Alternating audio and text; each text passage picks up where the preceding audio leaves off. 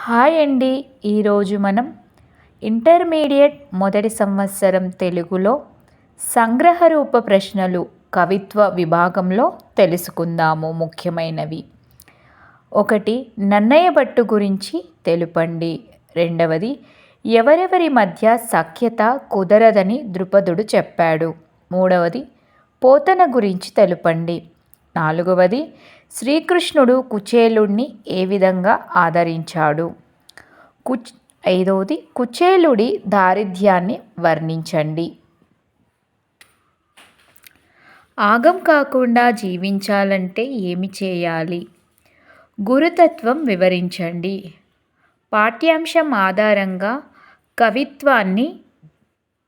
కవి వ్యక్తిత్వాన్ని విశ్లేషించండి.